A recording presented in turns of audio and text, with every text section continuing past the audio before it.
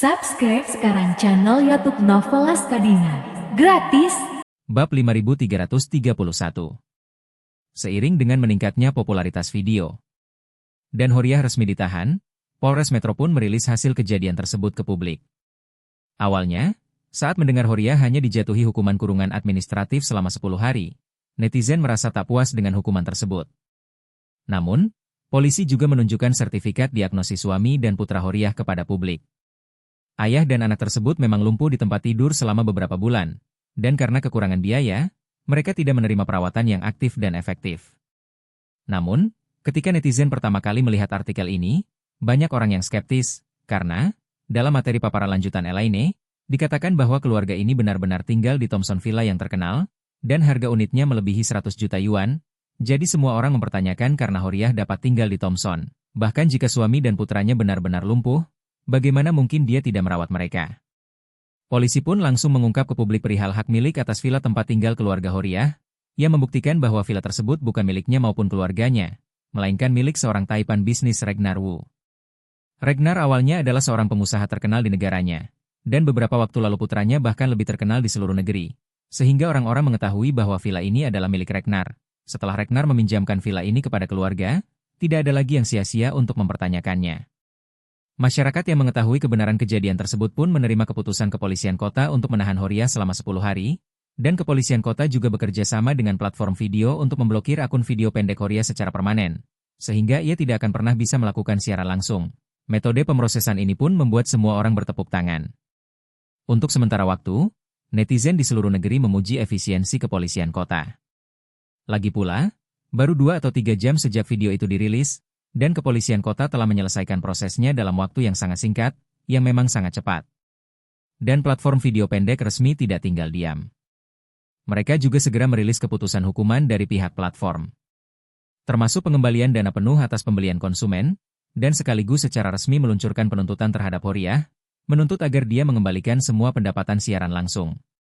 Namun, karena Horiah telah menghambur-hamburkan banyak uang yang diperolehnya, mustahil baginya untuk menutupi kekurangan ini. Pada saat itu, Horiah kemungkinan besar akan didaftarkan oleh pengadilan sebagai terdakwa karena ia tidak dapat mengembalikan seluruh pendapatannya. Pelaku ketidakjujuran, saat itu Horiah harus mencari cara untuk menghasilkan uang guna menambal lubang-lubang ini, atau dia harus menjalani kehidupan yang keras sebagai penipu. Melihat laporan-laporan ini, Claire mendesah tak berdaya dan berkata kepada Charlie, "Ibu telah menyinggung Bibi sampai mati lagi kali ini. Mereka semua saudara, dan mereka tinggal sangat dekat.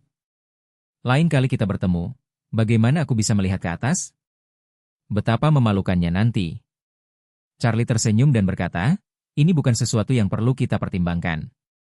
Lagi pula, dengan kepribadian ibu, kalau tidak diungkapkan, ibu mungkin akan marah." Claire mengangguk pelan. Ia tahu karakter ibunya.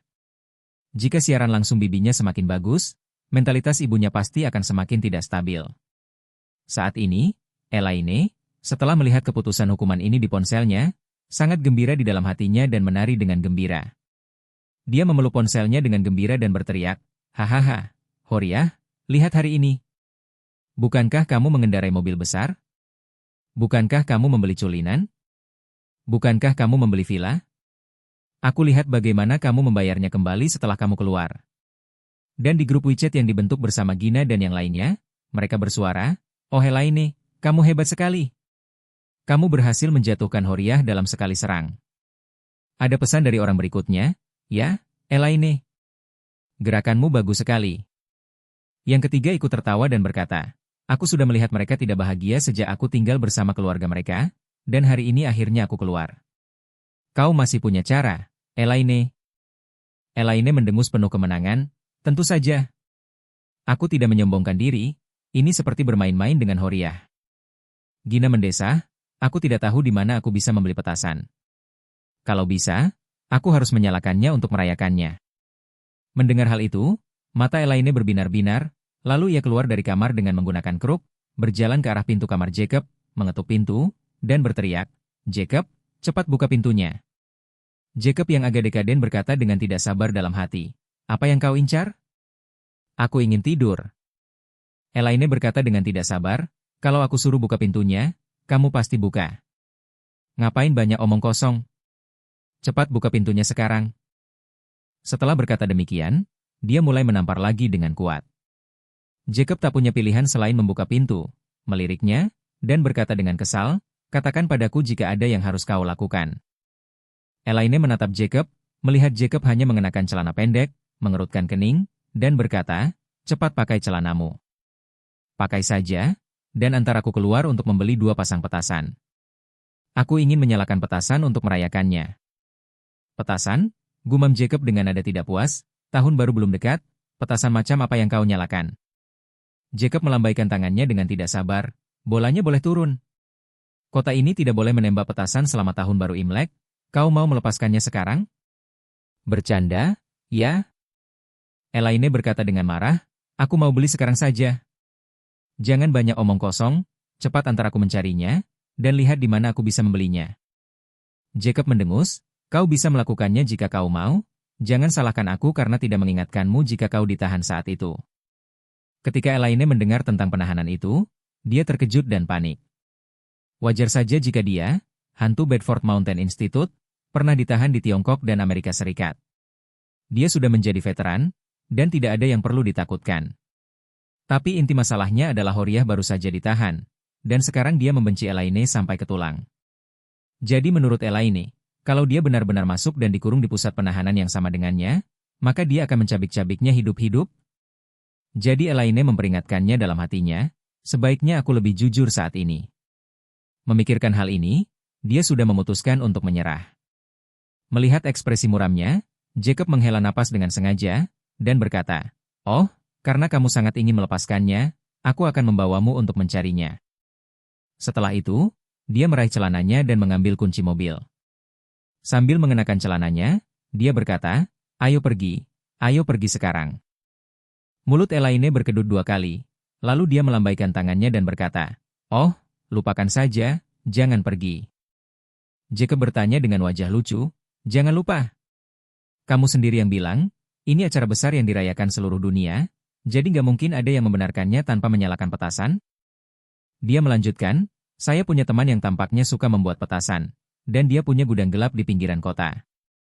Dia sengaja menyembunyikan kembang api dan petasan. Ayo kita langsung ke sana. Aku akan memberimu 1 set petasan lengkap dengan suara 100.000 dering. Aku juga akan memberimu beberapa petasan. Pasti meriah." Elaine semakin bersemangat mendengarnya. Ia menggelengkan kepala dan berkata, "Lupakan saja, aku sungguh tidak akan pergi. Sudah terlalu malam, aku mengantuk." Dia melambaikan tangannya dan berkata, "Kalau begitu, cepatlah tidur, aku juga akan kembali ke kamar." Bab 5332. Jacob berkata sambil tersenyum, "Oh, lihat dirimu, ayo pergi. Celanaku sudah dipakai." Setelah Elaine mengurungkan niat membeli petasan untuk merayakannya, Wendy bergegas ke kantor polisi dan membawa Noah, Harold, dan wanita tua itu keluar dari kantor polisi. Malam ini, ketika Wendy sedang rapat di perusahaan, dia menerima kabar bahwa ibunya mengalami kecelakaan, jadi dia mengendarai mobil perusahaan dan bergegas pulang. Tetapi sebelum dia sampai di rumah, polisi meneleponnya dan memintanya untuk pergi ke kantor polisi. Jadi dia bergegas ke kantor polisi lagi, dan setelah melalui formalitas, dia menjemput ayah, saudara laki-laki, dan neneknya. Dalam perjalanan pulang, Wendy lah yang menyetir, wanita tua itu duduk di kursi pengemudi, Noah dan Harold terkulai di kursi belakang, terikat sabuk pengaman. Di dalam mobil, wanita tua itu terus menangis dan bergumam, keluarga Wilson sudah berakhir. Sudah benar-benar berakhir. Harold juga meneteskan air mata dan memaki dengan gigi terkatup, si jalang bau Elaine itu. "Sialan. Keluarga kita telah hancur karenanya. Seluruh kesempatan keluarga untuk berdiri telah hancur karenanya." Noah pun menggertakkan giginya, dan berkata dengan dingin, "Setelah aku pulih, aku pasti akan menemukan kesempatan untuk melenyapkannya. Jika aku tidak membalas dendam, aku, Noah Wilson, akan bersumpah bahwa aku tidak akan menjadi manusia." Harold berkata tanpa ragu, "Ayah, ikut aku. Aku juga menginginkan nyawanya." "Cukup." Wendy yang sedang mengemudi tiba-tiba membalikkan mobilnya. Ia berhenti di pinggir jalan, berteriak marah, dan menegur, "Ingatanmu pendek sekali, apa kau lupa bagaimana kau lumpuh? Beraninya kau mengganggunya?" Ketika ayah dan anak itu mendengar hal itu, seketika itu juga mereka menjadi layu. Alasan mereka lumpuh adalah karena mereka ingin mencari kesempatan untuk membalas dendam pada Elaine. Namun tak disangka, Cynthia juga ikut diikat di salon kecantikan secara tidak sengaja, dan akhirnya tangan dan kaki mereka diamputasi. Harold mengenang saat itu, meskipun masih ada rasa takut yang mengganjali hatinya, ia masih bergumam sedikit tidak puas. Pokoknya, aku tidak bisa menelan napas ini. Awalnya, keluarga kita bisa menjadi miliarder. Mungkin nilainya akan miliaran dalam beberapa tahun. Tapi biarkan Elaine yang melakukannya, semuanya kacau. Bagaimana mungkin kau membiarkanku berdamai? Wendy berkata dengan sangat serius, Kak, jangan melamun di sini. Aku sudah bilang sejak lama kalau siaran langsung yang ibu buat itu seperti petir, dan cepat atau lambat pasti akan meledak. Dan semakin lambat meledak, semakin dahsyat jadinya. Kamu tahu kenapa ayah dan ibu boleh keluar hari ini? Itu karena badainya datang lebih awal. Dan kau benar-benar lumpuh di tempat tidur. Kalau kau mengikuti apa yang dikatakan ibu di video dan berpura-pura sakit parah. Kalau ibu harus dihukum, kalian berdua juga harus masuk. Nanti, kalau orang masuk penjara, semua uang yang mereka hasilkan akan disita. Harold berkata dengan nada kesal, terlalu banyak orang yang menjual barang-barang murahan dan menyiarkan langsung. Saya tidak melihat ada yang ditangkap. Wendy berkata dengan marah, Bu, bukankah dia sedang ditangkap sekarang? Apa ibu masih mau menunggu sampai ibu tertangkap juga? Harold berkata dengan marah, Wendy, aku kakakmu. Kenapa kau begitu keras membenciku? Wendy berkata dengan nada yang sangat tidak puas, Kakak, jika kamu masih tidak kompeten di masa depan, maka aku tidak peduli padamu. Setelah selesai berbicara, dia menaikkan volume suaranya lagi, dan berkata, jika tidak ada seorang pun di keluarga yang berhasil, maka aku akan pindah dari rumah besok, dan tidak ada yang akan peduli padamu di masa depan. Noah berkata cepat, Wendy, jangan marah, ini bukan 1 atau 2 hari bagi saudaramu untuk tidak kompeten, jangan ikuti dia seperti itu. Wendy menghela napas, lalu berkata dengan marah, Ayah, aku sudah membujuk ibu untuk tidak menggunakan otak bengkok seperti itu demi uang. Waktu ayah mengincar bibi kedua waktu itu, akhir hidupnya sudah cukup menyedihkan. Jangan ulangi kesalahan yang sama, tapi dia tidak mau mendengarkan. Sudah kubilang tadi kalau penghasilanku semakin membaik. Kamu dan kakak belum bisa mendapatkan perawatan yang baik sebelumnya, yang mana sangat tertunda, tapi sekarang aku sudah punya uang. Aku bisa mengirimmu ke rumah sakit untuk perawatan dan pemulihan yang tepat, tapi ibu hanya ingin kau tetap di sisinya untuk menyiarkan langsung kemalangan ini. Akibatnya, kalian berdua belum pulih dari luka-luka kalian, dan ibu terpaksa melakukan ini. Noah juga mendesah sedih, Wendy, kamu benar. Wendy terdiam sejenak, seolah telah mengambil keputusan. Tiba-tiba ia menyalakan kembali mobilnya, berbelok kanan di persimpangan berikutnya di mana ia seharusnya lurus, lalu berkata, lupakan saja. Aku akan mengirim kalian berdua ke rumah sakit sekarang. Kalian berdua harus cepat sembuh, dan setelah sembuh, pergilah dan cari pekerjaan yang serius. Noah mengangguk dan berkata dengan lesu, sejujurnya, aku sudah terbaring di tempat tidur selama setengah tahun, dan aku jadi gila. Aku akan mencari pekerjaan setelah selesai. Setelah selesai berbicara, ia menatap Harold lagi, dan berkata, Harold, kau sudah bermain-main selama separuh hidupmu, saatnya bertindak. Saatnya tiba, kita berdua akan mencari pekerjaan bersama, dan kita berdua tidak bisa bermalas-malasan di rumah dan makan makanan gratis. Harold juga tahu bahwa mimpinya untuk menjadi generasi kedua yang kaya telah hancur, jadi dia hanya bisa menganggukkan kepalanya, tersedak, dan berkata, aku tahu ayah. Aku akan bekerja keras setelah pulih dari cederaku.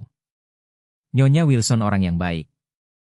Ia tahu Horiah tidak bisa berdiri tegak sekarang, dan ia mungkin harus bergantung pada Wendy di masa depan.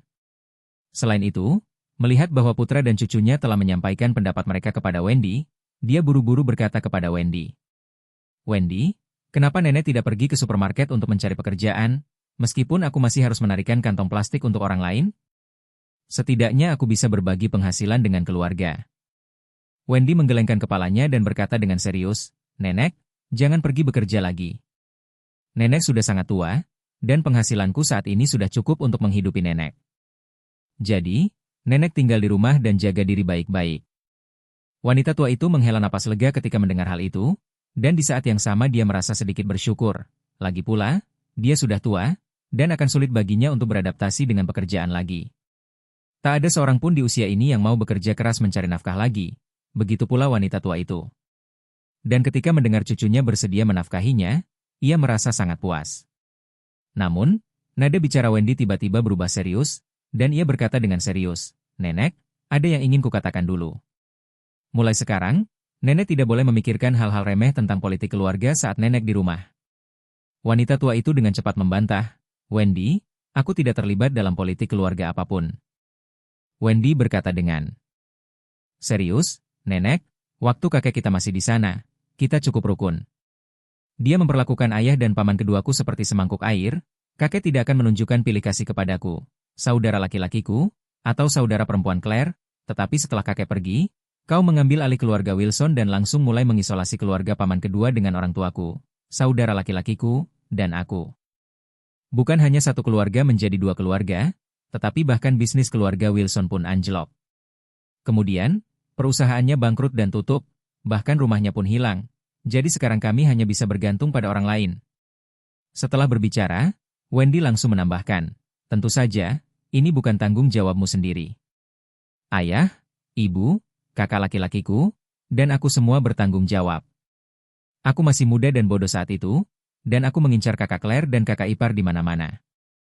Aku melakukan banyak kesalahan dan mengambil banyak jalan memutar. Untungnya, sekarang saya tahu di mana kesalahan saya, dan saya telah berubah pikiran dan memulai hidup baru. Oleh karena itu, karir saya kini terus membaik.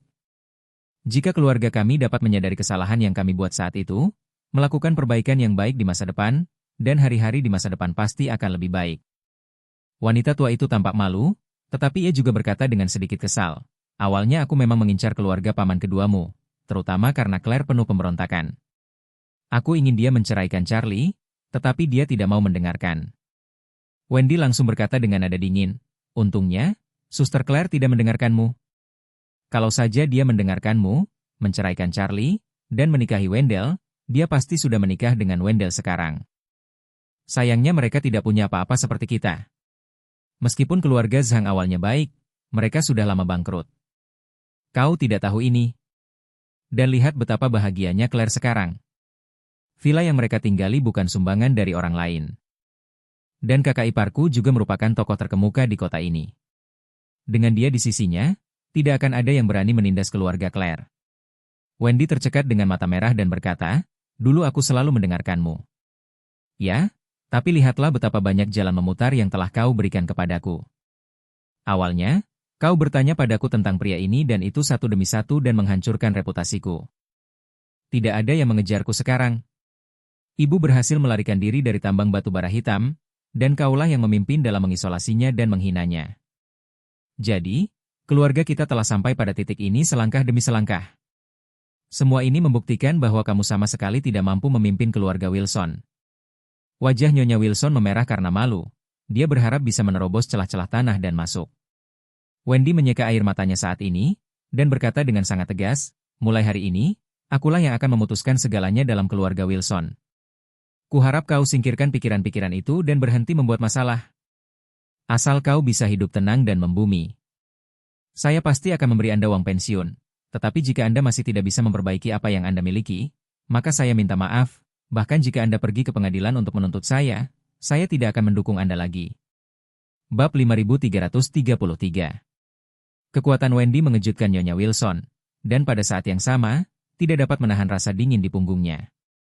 Ia terkejut karena tak menyangka Wendy, yang selama ini selalu diperintah, justru semakin berkuasa sejak menjadi manajer perusahaan etiket. Ia bahkan menegaskan bahwa keluarganya akan mendengarkannya mulai sekarang. Adapun rasa merinding di punggungnya, itu karena dia baru menyadari hari ini bahwa Wendy tidak pernah memaafkan apa yang dia lakukan saat itu, dan alasan mengapa dia tidak memedulikannya adalah karena dia tidak ingin berpikir untuk tidak membalas dendam padanya. Itu terutama karena dia sudah tua. Nyonya Wilson bukan orang bodoh. Dia tahu bahwa dalam sebuah keluarga, siapapun yang punya uang berhak berbicara mewakili seluruh keluarga. Ia sudah tua dan tidak punya aset, bahkan menghidupi diri sendiri pun menjadi masalah. Dalam hal ini, mustahil baginya untuk terus menjalankan keluarga Wilson. Dan jika dia ingin hidup tanpa perlu khawatir soal makanan dan pakaian, tentu saja dia tidak bisa membuat Wendy marah. Jadi, ia hanya bisa berkata dengan jujur, "Wendy, jangan khawatir, nenek bukan lagi nenek yang dulu. Mulai sekarang, aku tidak akan pernah melakukan hal-hal baik atau buruk lagi. Mulai sekarang, Semua yang ada di keluarga ini akan bergantung padamu. Wendy melihat sikap wanita tua itu tulus, dan kemarahan di wajahnya pun mereda. Ia mengangguk dan berkata, "Nenek, aku akan mengantar ayah dan kakak ke rumah sakit dulu. Aku meminta nenek untuk merawat mereka." Rasanya tidak realistis. Nenek harus istirahat di rumah beberapa hari ke depan, dan aku akan meminta perawat untuk merawat mereka di rumah sakit. Setelah ibu pulang, aku akan meminta ibu untuk pergi ke rumah sakit dan membantu. Nyonya Wilson pun tahu bahwa dalam situasinya sendiri, jangankan pergi ke rumah sakit untuk mengurus putra dan cucunya, bahkan untuk sekadar memasak untuk mereka, dia pun merasa sedikit tidak berdaya. Jadi, selama dia tidak membuat masalah, dia sudah memberi sumbangan bagi keluarga. Jadi dia mengangguk tanpa berpikir dan berkata, "Jangan khawatir, Wendy, masih banyak kayu bakar, beras, minyak, dan garam di rumah. Ibu juga membeli banyak ayam, ikan, daging, dan telur tadi, yang cukup untuk kebutuhan tempat tinggalku sementara." Harold teringat sesuatu dan cepat-cepat berkata, "Wendy, kamu harus bawa pergi Mercedes-Benz ibu." Mobil itu masih terparkir di depan rumah Charlie dan Claire. Wendy berkata dengan datar, "Aku ingin mengantarmu. Aku tidak akan ke sana sekarang." Harold sedang terburu-buru, dan buru-buru berkata, "Kamu kendarai mobil itu ke rumah kita dulu, dan ketika aku pulih nanti, aku akan mengendarai mobil itu dengan sendirinya." Wendy menoleh dan menatapnya dengan pandangan menghina, lalu berkata dengan nada dingin, "Kamu mungkin belum menonton berita. Platform video pendek tempat ibu menyiarkan langsung barang-barang itu sudah mengeluarkan pernyataan, meminta ibu mengembalikan semua pendapatan siaran langsung, dan siap untuk memulai proses hukum. Dengan kata lain, setiap sen dari siaran langsung ibu harus dikembalikan. Termasuk Mercedes-Benz Big G, mobil itu sudah bekas, dan pasti akan ada selisih antara harga diskon dan harga beli. Uang yang terbuang untuk waktu dan uang yang dihabiskan untuk memesan Rolls-Royce culinan akan menjadi lubang besar yang akan ia tutupi di masa mendatang. Jika ia tidak bisa menutupinya, ia mungkin akan menjadi orang yang menyebalkan di masa mendatang." "Ah!" Harold tiba-tiba berkata dengan ngeri, "Ibu sudah bekerja keras begitu lama, bahkan tidak bisa mempertahankan mobilnya?" Noah dan Harold dikirim ke rumah sakit, dan impian Horiah untuk menjadi kaya secara resmi hancur. Keesokan harinya, 5 Agustus. Nanako, ayahnya, dan bibinya menaiki jet pribadi keluarga itu dan terbang ke Aurous Hill di pagi hari. Tiba di Aurous Hill secara acak, ada pelayan yang dipilih dengan cermat oleh Nanako dari rumah, serta sejumlah besar bunga berkualitas tinggi yang dibeli dari seluruh Jepang. Di bidang pertanian, orang Amerika ahli dalam modifikasi genetik, sementara orang Jepang ahli dalam pemuliaan, dan Jepang lebih mahir dalam kategori-kategori kelas atas. Banyak buah-buahan berkualitas tinggi yang bisa disebutkan semuanya dibudidayakan di Jepang, mulai dari apel Fuji di tahun-tahun awal hingga apel cerah saat ini. Anggur wang, stroberi merah, dan jeruk keprok musim semi. Negara kepulauan ini benar-benar unggul dalam hal ini. Dan bunga-bunga yang dibawa Nanako juga merupakan varietas terbaik yang dibudidayakan dengan hati-hati di daerah setempat, yang tidak hanya montok dan indah tetapi juga sangat segar. Karena Koichi Tanaka tiba di Aurous Hill beberapa hari lebih dulu dari keluarga itu, sebuah tim khusus dibentuk untuk menjemputnya hari ini. Ketika keluarga itu meninggalkan bandara dengan mobil, bunga-bunga yang tiba secara acak juga diangkut dengan beberapa truk berpendingin yang disiapkan sebelumnya. Meski Charlie adalah satu-satunya yang ada di hatinya, Nanako memilih Hotel Shangri-La sebagai tempat persinggahan pertamanya. Namun, Ito Yuhiko tidak pergi ke Shangri-La, melainkan diajak oleh Hiroshi Tanaka ke Thomson. Sebelum pernikahan, Ito Yuhiko tidak berencana pergi ke Shangri-La karena ia juga merupakan tokoh terkenal di Jepang setelahnya, dan ia khawatir rahasia permajaan kakinya akan terbongkar ke banyak orang. Ketika konvoi Nanako tiba di Shangri-La, Ishak mendapat berita itu. Mengetahui bahwa dia akan datang, dia segera menelepon Charlie dan melaporkan berita itu kepadanya. Ketika Charlie mendengar Nanako akan datang, reaksi pertama di hatinya tentu saja adalah kejutan yang sangat menyenangkan. Tepat ketika Claire pergi ke perusahaan, ibu mertuanya memaksa ayah mertuanya untuk mengantarnya keluar mencari udara segar.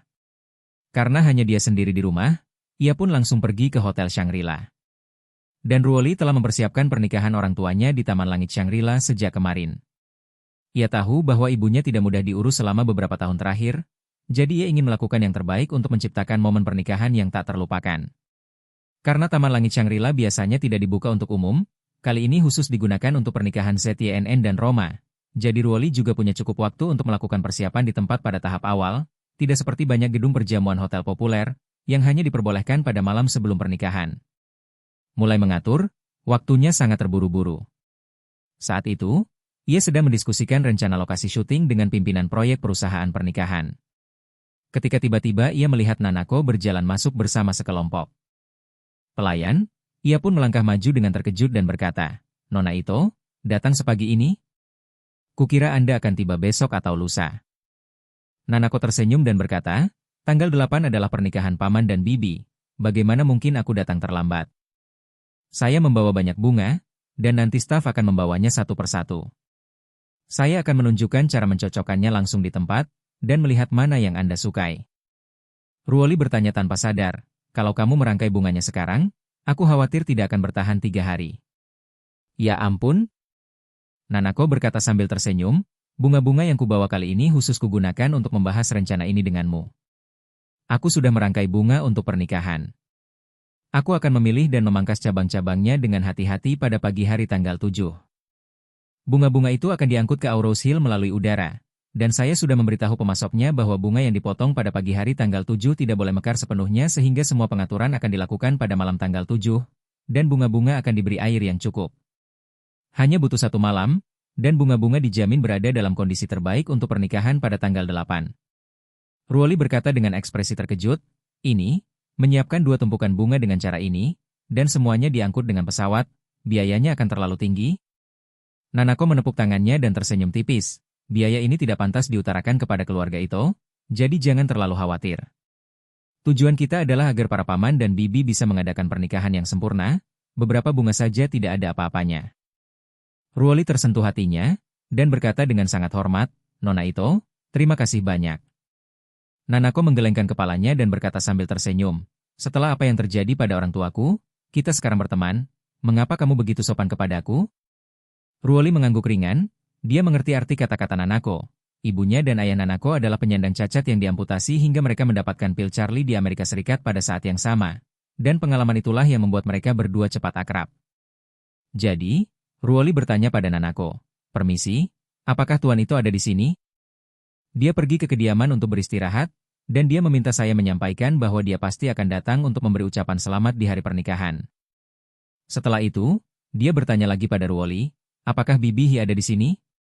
Untuk gaun pengantin, Nona Song sudah meminta desainer untuk datang ke sini dan menjahitkannya untuknya, dan Tuan Chen sudah menyiapkan kamar suite presidensial untuk memudahkan persiapan pernikahan dalam beberapa hari ke depan.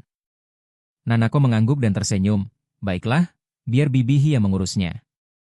Adegan pernikahannya akan diatur oleh kami, para junior." Ruoli mengangguk pelan, lalu bertanya pada Nanako, "Ngomong-ngomong, Bu Ito, apakah Anda sudah memberitahu Tuan Wade sebelumnya ketika Anda datang ke sini hari ini?" "Tidak." Nanako berkata dengan sedikit malu, "Dia pasti sibuk, jadi aku tidak memberitahunya sebelumnya." Ruoli tersenyum dan berkata, "Kalaupun kamu tidak memberitahunya, Tuan Chen akan memberitahunya sesegera mungkin. Tuan Wade sangat menghargaimu, mungkin dia sedang dalam perjalanan ke sini sekarang." Nanako berkata dengan wajah memerah, "Aku tidak tahu. Kurasa Tuan Charlie juga sangat mementingkanmu." Ruoli berkata dengan nada yang jarang dan malu-malu, Situasinya berbeda denganmu. Aku adalah bawahan Tuan Wade, dan kamu adalah orang kepercayaan Tuan Wade." Nanako menatapnya dan bertanya dengan rasa ingin tahu, "Apakah itu benar-benar hanya bawahan?" Ruoli terdiam sejenak, lalu berkata dengan nada tak wajar, "Sebenarnya dia hanya bawahan.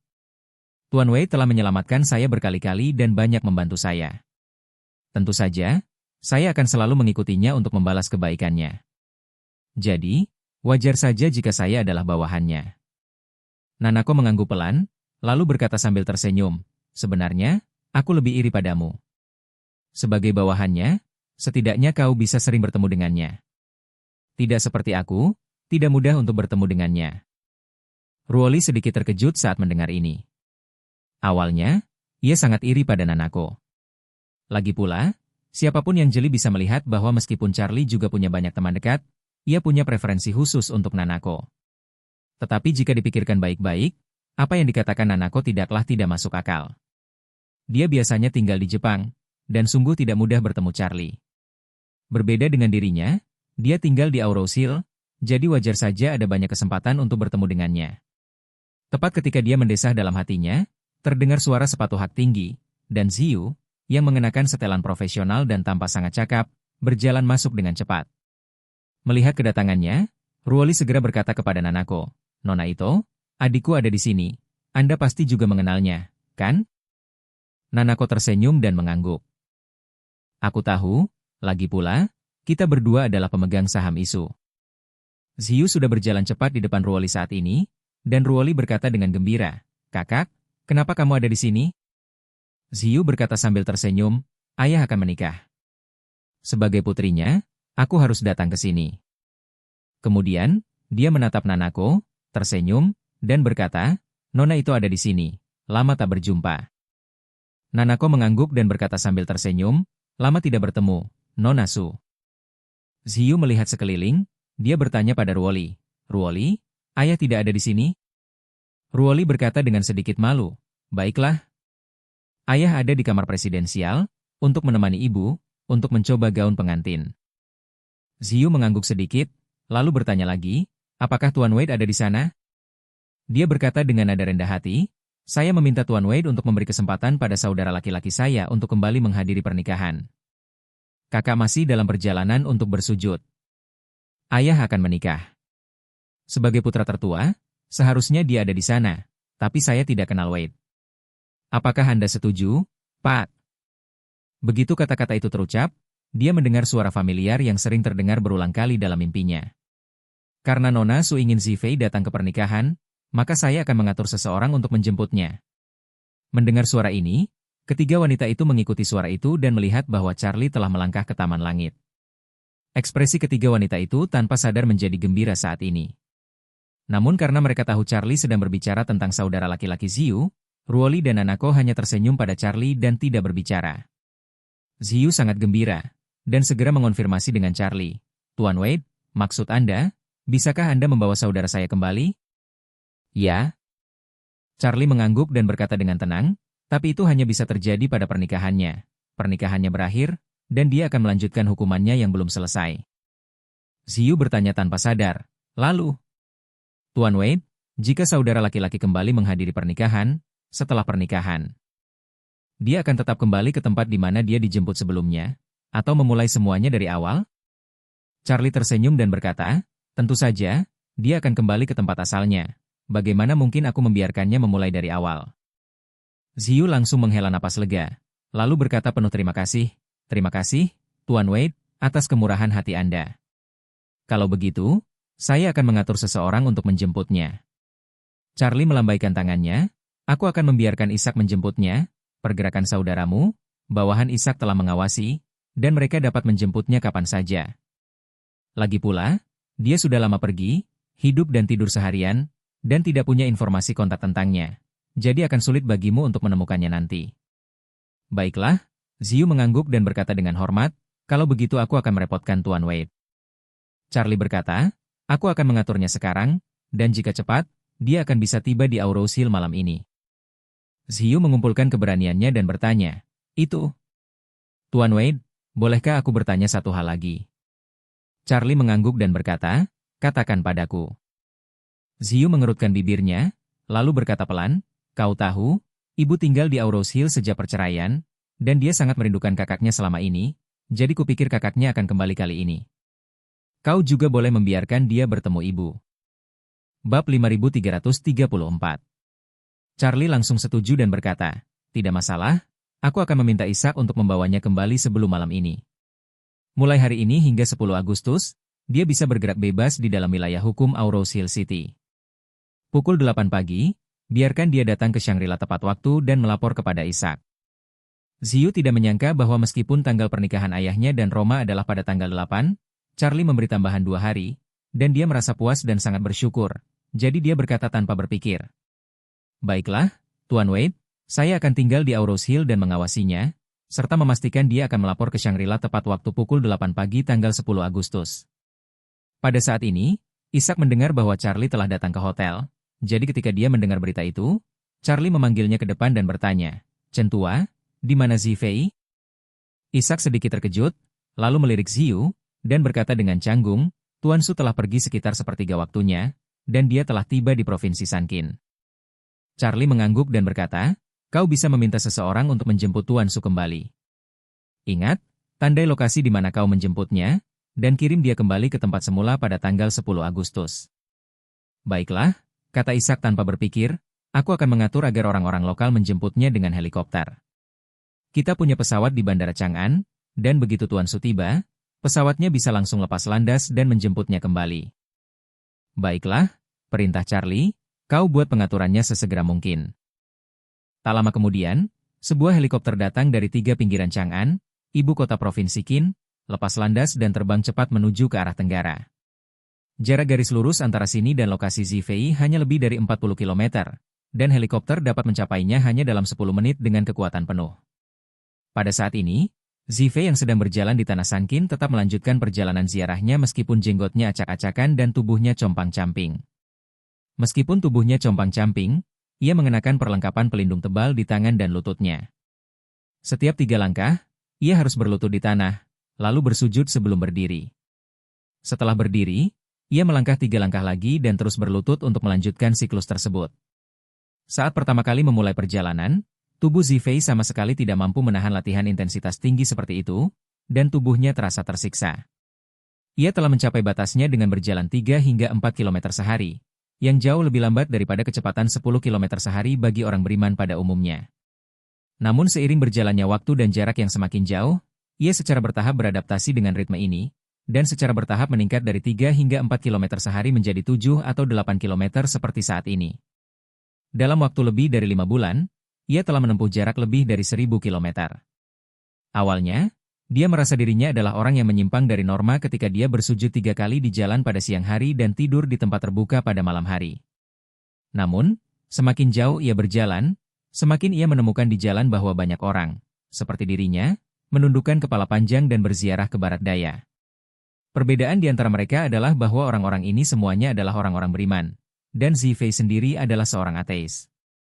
Yang lain melakukan ini karena iman mereka, tetapi dia harus melakukan ini karena Charlie memerintahkannya untuk melakukannya. Namun, seiring bertambahnya jarak yang ditempuh, mentalitas Zifei pun menjadi semakin rileks. Dalam proses kemajuan, ia hampir memutar ulang kehidupannya yang lebih dari 20 tahun beberapa kali. Selama proses peninjauan, Zifei juga menjadi semakin sadar akan banyaknya kesalahan dan kekurangannya di masa lalu. Lama-kelamaan dia merasa bersalah.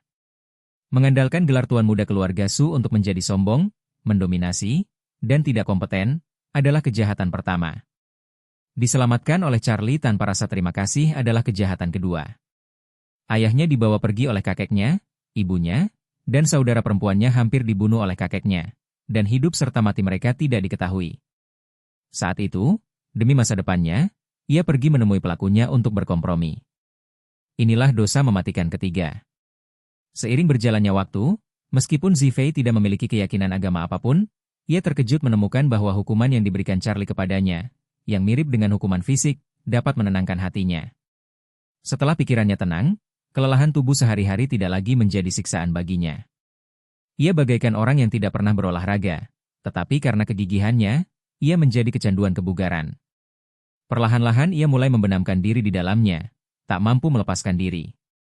Selama angin dan hujan tidak kencang, ia tak akan pernah berhenti bergerak. Terlebih lagi, setelah dia merenungkan kesalahan dan dosa-dosanya selama bertahun-tahun, kebencian terhadap Charlie berangsur-angsur sirna dalam hatinya, dan dia akhirnya mengerti niat Charlie untuk mengajaknya berziarah sepenuhnya. Dulu, ia terpesona oleh minat dan hasrat materi, dan keluarga serta kemanusiaannya sangat terpengaruh oleh hal ini. Setelah pelatihan tersebut, hasrat materinya telah berkurang hingga ekstrim. Rumah mewah, mobil mewah, kapal pesiar, dan pesawat terbang adalah segalanya baginya. Semua itu berlalu begitu saja, dan kini ia hanya perlu mengisi perutnya setiap hari, dan ia telah menjalani kehidupan yang sangat memuaskan. Dengan berkurangnya keinginan materi, kemanusiaannya perlahan pulih. Ia mulai merindukan kerabatnya dan bersimpati kepada orang-orang miskin di sepanjang perjalanan. Ketika ia melihat daerah-daerah miskin, ia diam-diam mengingat mereka di dalam hatinya, berharap ketika ia memiliki kemampuan di masa depan, ia akan melakukan apa yang ia bisa untuk mereka. Dalam perjalanan mental Zifei, ia tidak hanya mengatasi kesulitan dan rintangan di jalan tetapi yang lebih penting lagi, ia dimurnikan dan disublimasikan pada tingkat spiritualnya sendiri. Tepat saat dia terus bersujud 3 langkah sekaligus, terdengar suara siulan helikopter di langit, dan sebuah helikopter dengan cepat terbang di depannya dari jauh dan dekat, lalu mendarat perlahan di depannya. Setelah bersujud, Zifei berdiri dari tanah, memandang helikopter, dan bertanya-tanya mengapa helikopter menghalangi jalannya. Pada saat ini, palka helikopter terbuka, dan seorang pria paruh baya melompat. Keluar dari pesawat, berdiri di depan Zifei, dan berkata, "Tuan Su, silakan ikut kami untuk bertemu tuan muda kami." "Tuan mudamu?" Zifei bertanya dengan heran, "Siapa tuan mudamu?"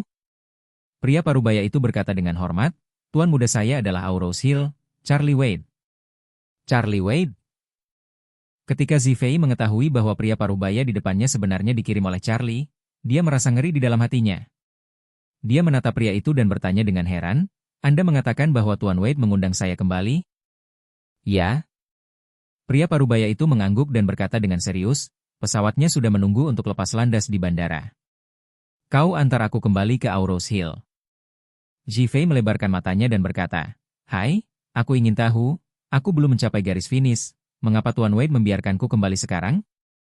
Pria parubaya itu tidak menyembunyikan apapun, dan berkata langsung, "Tuan muda Su, ayah Anda, Tuan ZTNN, akan segera menikah, dan pernikahannya akan diadakan di Aurose Hill.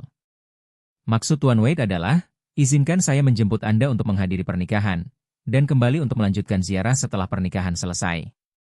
"Ayah akan menikah?" Zifei tercengang sejenak, tetapi dia segera pulih dan bertanya, "Apakah ayahku akan menikah dengan Bibi He?" Pria parubaya itu menggelengkan kepalanya dan berkata dengan nada meminta maaf. "Maaf, Tuan muda Su, saya tidak tahu situasi spesifiknya. Saya penanggung jawab keluarga Wade di Provinsi Shanxi dan sekitarnya, jadi saya tidak tahu banyak tentang situasi di Aurose Hill." Setelah itu, dia berkata lagi, "Tuan Su, Tuan muda berharap Anda akan tiba sesegera mungkin. Dia berkata bahwa adikmu sedang menunggumu di Aurose Hill, dan ayah serta ibumu juga ada di Aurose Hill, kembalilah lebih awal, dan Anda akan memiliki lebih banyak waktu untuk berkumpul kembali dengan mereka." Zifei tersadar, mengangguk cepat, dan berkata, "Oke. Terima kasih atas kerja kerasmu." Setelah selesai berbicara, dia melihat sekeliling dan bertanya kepada pria parubaya itu, "Bisakah Anda mencatat dengan tepat di mana saya sekarang?" Pria parubaya itu berkata, "Jangan khawatir, Tuan muda Su. Saya sudah mencatat koordinat GPS-nya, dan saya akan bertanggung jawab untuk mengantar Anda ke sana nanti." Baru saat itulah Zifei merasa lega dan hendak naik ke pesawat. Melihat tubuhnya yang kotor, ia berkata dengan sedikit malu, "Aku mungkin akan mengotori bagian dalam helikoptermu." Pria parubaya itu tersenyum dan berkata, "Tidak apa-apa, kamu tidak perlu khawatir, ayo cepat berangkat." "Oke." Zifei mengangguk dan melangkah ke helikopter. Saat helikopter lepas landas, Zifei terus memandangi tempat ia naik pesawat tadi. Ia ingin mengingat-ingat geografi dan bentang alam di sana agar ia tidak keliru lagi saat kembali. Dan ketika helikopter itu terbang makin tinggi, dia memandang pegunungan Qinling yang menjulang tinggi, megah, dan megah di depannya, dan dia tak dapat menahan rasa rindu dan hormat di hatinya. Yang tidak diketahuinya ialah sejak helikopter belum mendarat tadi, hingga ia naik helikopter setelah berbincang dengan lelaki parubaya itu, seluruh prosesnya terekam kamera dengan akurat. Video saat ini telah dikirim ke ponsel Ishak. Charlie saat ini sedang berada di taman gantung, diam-diam memperhatikan Nanako yang dengan hati-hati merangkai buket bunga dengan bunga-bunga yang dibawanya. Nanako menggunakan jari-jarinya yang panjang dan ramping untuk merangkai berbagai bunga dengan cermat. Buket ini sudah memiliki keindahan yang luar biasa. Keindahan seperti ini, bagi Charlie, Ruoli, dan Ziyu, belum pernah ada sebelumnya. Dan dengan setiap bunga yang Nanako tambahkan, buket ini akan memberikan orang perasaan menyegarkan seolah-olah setiap keputusan yang dibuatnya adalah sentuhan akhir, yang membuat orang terus-menerus terkejut. Ziyu dan Ruoli benar-benar terkesan dengan keterampilan merangkai bunganya yang luar biasa dan estetikanya yang unik, dan Charlie juga terkejut. Tak disangka, Nanako memiliki bakat seperti itu. Pada saat ini, ponselnya tiba-tiba bergetar, dan ia membukanya dan mendapati bahwa itu adalah video yang dikirim oleh Ishak. Ini juga video yang secara khusus ia perintahkan kepada Ishak untuk diatur agar seseorang dapat mengambilnya secara diam-diam, agar dapat melihat keadaan Zifei yang sebenarnya. Setelah melihat penampilan Zifei, kesan Charlie terhadapnya juga banyak berubah. Alasan mengapa dia diminta bersujud bukan sekadar untuk menghukumnya, tetapi juga memberinya kesempatan untuk merenungkan dirinya sendiri. Ada banyak cara untuk menghukumnya. Faktanya, cara terbaik adalah menempatkannya di kandang seperti Kobayashi Jiro dan membiarkannya bersama anjing-anjing sepanjang hari. Namun, Bagi Charlie, Zifei tetaplah kakak laki-laki Ziyu, dan juga putra bibi Du sendiri. Jika ia bisa kembali ke jalan yang benar, itu akan menjadi hal yang sangat penting bagi Ziyu dan seluruh keluarga Su. Charlie awalnya berpikir bahwa ia setidaknya harus menunggu hingga pengalaman ini berakhir sebelum ia dapat berubah dari lubuk hatinya. Tetapi dilihat dari kinerja Zifei saat ini, hal itu pada dasarnya melampaui harapan Charlie untuknya. Meletakkan telepon, buket bunga pertama Nanako telah disisipkan. Ruoli dan Ziyu terobsesi melihatnya, dan Ziyu tak kuasa menahan desahan. Aku tak pernah menyangka seikat bunga bisa seindah ini, dari sudut manapun kau melihatnya, semuanya sempurna. Ruoli di samping juga matanya memerah karena kegembiraan. Dia masih memikirkan bagaimana membuat pernikahan orang tuanya berbeda dari pernikahan orang lain. Namun, saat ia mulai mempersiapkan hal tersebut, ia menyadari bahwa sebenarnya sudah banyak orang kaya di seluruh negeri yang menggagalkan rencana pernikahannya. Tidak peduli apapun jenis rencananya, dia pikir itu akan luar biasa pada awalnya. Tetapi jika Anda benar-benar bertanya kepada orang yang berpengetahuan, mereka akan segera menemukan banyak kasus serupa. Meskipun perangkat keras Taman Langit sangat bagus, Aurous Hill hanyalah kota lapis kedua, dan aula perjamuan mewah seperti itu tidak dapat dihitung dengan dua tangan di kota lapis pertama. Terlebih lagi, mereka tidak bermaksud menjadi boros dan mubazir, jadi semakin sulit untuk membuat elemen yang benar-benar inovatif. Namun, saat ia melihat keterampilan merangkai bunga Nanako, ia langsung menyadari bahwa itu merupakan inovasi yang paling berharga dan langka. Jika rangkaian bunga yang menakjubkan seperti itu memenuhi tempat di hari pernikahan, pasti akan memukau semua orang. Setelah Nanako selesai merangkai buket bunga, dia menatap Ruoli di sampingnya dan bertanya, "Nona Su, apakah Anda puas dengan perjodohan ini?" "Puas, sangat puas," kata Ruoli penuh semangat. "Nona Ito, aku belum pernah melihat penata bunga sehebat dirimu. Bunga-bunga ini tak lagi sesederhana bunga di tangan, tapi lebih seperti karya seni." Ujar Nanako sambil tersenyum, "Karya seni tak lebih dari itu, hanya tentang keselarasan warna, pola, dan ruang.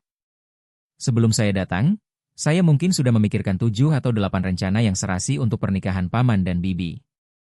Setelah semuanya selesai, kalian bisa memilih sesuai tata letak tempat. Selain itu, sebaiknya aku melihat gaya gaun pengantin yang sudah bibi tentukan. Saya bisa mendesain karangan bunga di kedua sisi jalan setapak pernikahan sesuai dengan gaun pengantinnya." Ruoli berkata cepat, "Gaya gaun pengantinnya sudah ditentukan. Aku akan mengajakmu melihatnya saat sudah siap." "Oke." Nanako mengangguk, lalu menatap Charlie dan bertanya sambil tersenyum, "Tuan Charlie, ayah juga ada di sini kali ini. Jika kamu punya waktu siang, tunggu sampai aku menyelesaikan pekerjaanku di sini. Ayo ikut aku cari ayah dan minum teh. Bagaimana menurutmu?" Tanya Charlie sambil tersenyum. "Di mana Pak Ito? Kenapa dia tidak datang ke sini?" Charlie bertanya lagi, "Apakah kamu menginap di hotel?" "Tidak." Nanako berkedip dan berkata sambil tersenyum, "Aku sudah meminta Tanaka-san untuk membeli rumah di Aurous Hill sebelumnya." "Oh ya, di Thompsons." Bab 5335. Mengenai pembelian rumah di Thompson. Nanako tidak pernah berencana menyembunyikannya dari Charlie sejak awal. Satu-satunya pikirannya adalah datang ke Aurous Hill lebih awal untuk memberi Charlie kejutan kecil. Mengenai masalah pembelian rumah, dia berharap dapat menceritakannya secara terus terang. Charlie benar-benar tidak menyangka Nanako akan membeli rumah di Thompson, jadi dia bertanya padanya dengan rasa ingin tahu. "Kapan kejadiannya? Rumah tangga mana yang kamu beli?"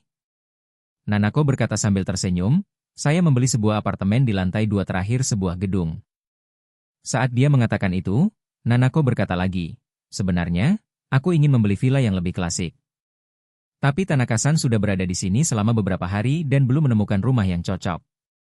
Jadi kemarin dia baru saja membeli gedung tinggi untuk sementara." Charlie mengangguk ringan, dan berkata sambil tersenyum, "Kita akan menjadi tetangga mulai sekarang, dan kamu dipersilakan untuk menetap di Aurous Hill." Untuk Nanako, meskipun Charlie selalu sangat menyukainya, dia memiliki kesan yang baik, dan tidak ada yang salah dengan itu. Di dalam hatinya, dia selalu menganggapnya sebagai orang kepercayaannya. Kepribadian dan pembicaraan siapakah yang paling cocok dengan temperamennya? Dan sejak Nanako membeli rumah di Thompson, itu berarti dia pasti akan sering datang ke Aurous Hill di masa depan. Yang tentu saja merupakan hal yang membahagiakan baginya. Nanako berkata dengan sedikit malu-malu, "Saya mungkin tidak akan sering datang ke Tiongkok untuk saat ini.